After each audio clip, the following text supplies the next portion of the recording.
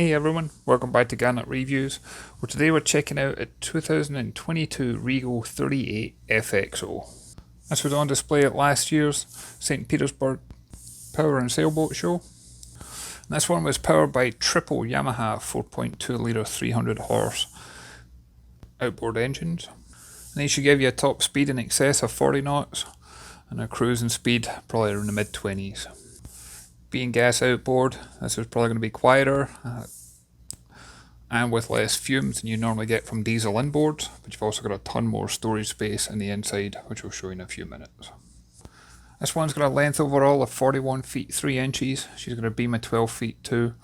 And as you go to walk your way around the deck, I like the fact you got solid handhold on either side. You got an opening window at the helm, so it's easier to talk to the crew. And then when you do make your way to the bow, you'll see here we've got a large sun pad. And this can also be raised in sections, so you can have a backrest type thing if you wanted to as well. I like the folding canopy top that was here. That way you've got shade and protection when you want, but it's easy enough to drop down when you don't need it. You've got drinks holders up here. You've got handholds in place to make sure you feel safe and secure. And this one is designed for cruising, so she's also got an electric windlass, and this can be operated from the bow, but it can also be operated from both the lower helm and the flybridge. And as we make our way aft, heading back to the aft cockpit, you can see there's people literally lining up waiting to get on this one. This was a new model for the boat show, and it certainly commanded a lot of attention. This particular example has since been sold, but I'm going to leave a link in the description, and that way it'll take you to Regal's website and you can check it out. As a price point, it all depends on the spec that you have for this boat, but you should be looking at somewhere between the $700,000 and $800,000 mark. The aft cockpit's got spacious seating, and this can fold down to become a sun pad as well. There's also a removable cockpit table you can bring out here. I like the fact that there's a little door that you can close off that leads down to the bathing platform, and that way it feels more safe and secure if you've got pets or young kids on board. You can see we've got an outdoor grilling station, complete with a fridge underneath. And I love the way you can slide those patio doors open, and it just makes it feel like this is all one area where it can all be open or all closed. You get the best of both worlds. Not only do we have tremendous headroom in here, but you've also got great visibility. It's a very bright and airy feel to it whenever you're walking through. I like how the galley is right at the aft cockpit. That way it's easy to supply snacks and beverages for your friends and family outside. And that dining table you see in the saloon, that's the one that can be removed and put in the aft cockpit as well. Moving over to the helm, I like the fact you got the bolster effect. You can sit up or stand down. This one is fully joystick controlled, making it very easy for close quarter manoeuvring. She's also equipped with a bow thruster. You got your digital throttles. You got a massive Garmin multifunction display. This one's split up for chart plotter as well as sonar. And then it's a few short steps down, and that leads into the forward accommodation. You got a queen size island berth on the bow. And I like those porthole windows on either side. Those help bring in some natural light to the cabin as well.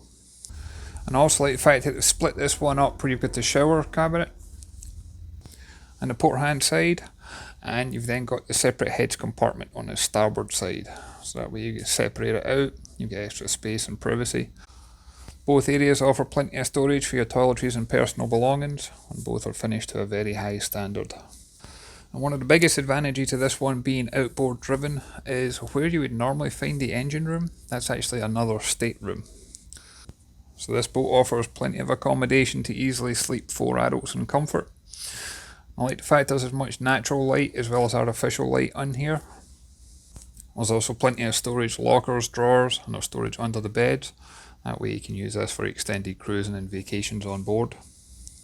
We've also got a wall mounted smart TV on the bulkhead that leads forward, making sure you get plenty of relaxation and entertainment. And as I go to head out of this cabin leading forward, you can see better how you can close off that forward cabin as well. So there's plenty of privacy for all on board, regardless of which cabin you use. Should point out this one comes with a fuel capacity 360 gallons, fresh water capacity of 55 gallons, and she's got a 29 gallon waste tank. You can also equip this one to have a generator, and there's a 28 gallon diesel tank available for that too. As we make our way up to the flybridge, I like the stairs that lead up here.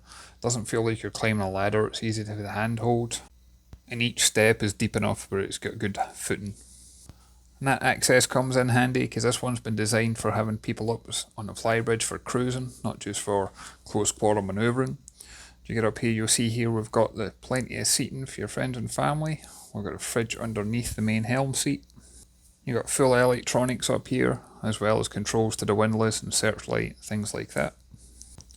And as I pan round, you can see all the seating areas.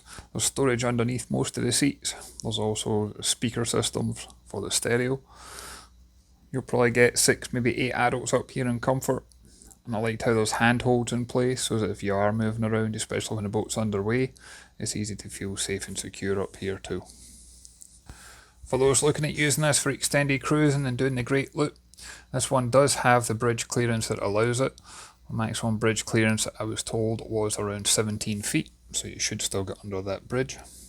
And for the stints where the fuel's an issue, I was told that around 25 knots, you should expect the range to be around 275 mile, somewhere in that ballpark.